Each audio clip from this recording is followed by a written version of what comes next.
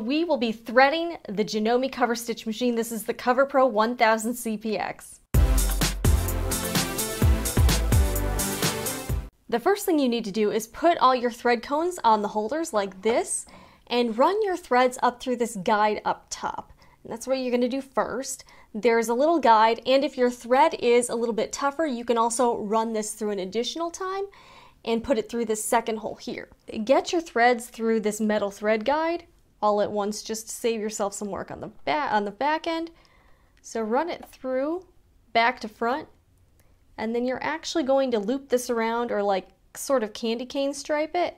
I actually use a pair of tweezers just in case you need to pull some threads out, and this comes with the machine, which is great. So 1, 2, 3, 4. Obviously, if you aren't using one of the needles, just skip it. All right, so now that I've got all these sort of candy caned in here, I'm going to run all of these threads through the tension disc right here. So run them through the tension disc, and right now it's set on the default, and you're just going to want to take your thread and just sandwich it between here, and you should feel some tension here. So you want to run it through these metal guides and up around this metal guide up here, much like a conventional sewing machine. All right, and don't try this at home, but I'm actually going to turn on the light just so I can see down here because it's a little hard. Okay, so now you've got your first thread through the guide. You're going to run it through this metal guide here and through this one over here as well. There we go. And now you've got your first needle in. So you're going to be threading this first needle here, and I'm actually going to be using the needle threader that came with the machine. So we're just going to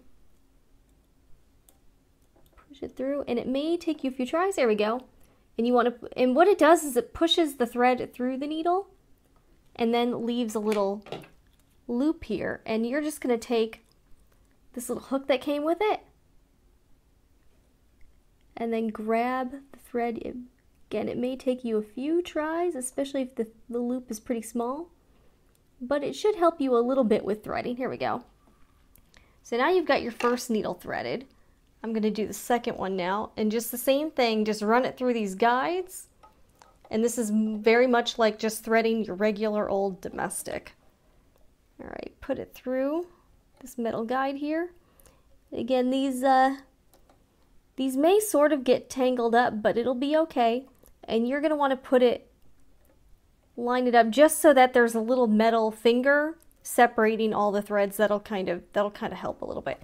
And you can raise your presser foot up if you want to get more thread here, and then push it down if you don't want it to have as much give. All right, so now I'm going to use the needle threader again. And this thing is actually a pretty handy little tool. I've never really seen a needle threader like this before, but it actually has helped me. So surprise, surprise. Here we go. And then you can actually try to grab, let's see here, did leave a little loop here. You can actually, again, try to grab it through here. And we're actually going to try to run all our thread under the machine under the presser foot once we get them all in place. All right, here's our last needle. This is the third needle. So we're just running it down again through here, running it through this guide, and then this little guide here. Quite a few guides, and I'm just going to get a little more thread here just because it's going to need a little more play here. But that's what these tension discs do, is just control how much thread is coming out and how much resistance it gives when you try to pull on it. So now same thing. And this needle threader works better than I expected. Just take this and use the little loop. Use this little hook and then hook this. And now you've got all your needles threaded. So now we're going to move on to the looper. To open up the front part, just slide it to the right and then pull towards you.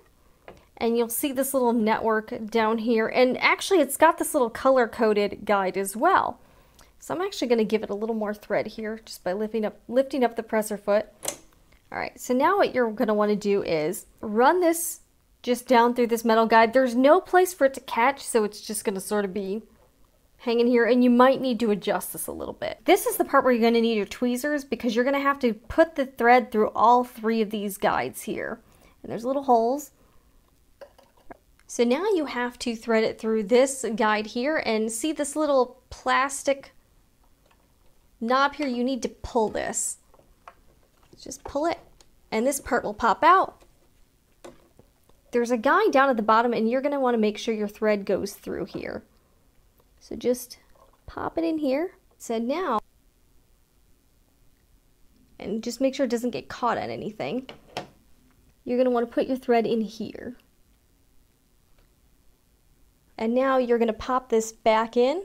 So now you've got your looper threaded, so you can close this part here. And now let's test it out to see if it's actually sewing. And once you actually start stitching, all of these threads will be pulled under the presser foot.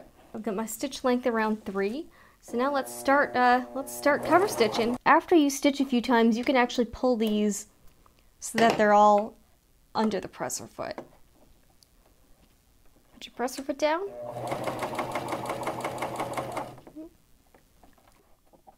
So I just need to pull my bottom thread out just to make sure it doesn't get caught in here. And now you can do some beautiful cover stitching. And check that out. And that's really a major reason why I love this machine. It is so easy and quick to thread.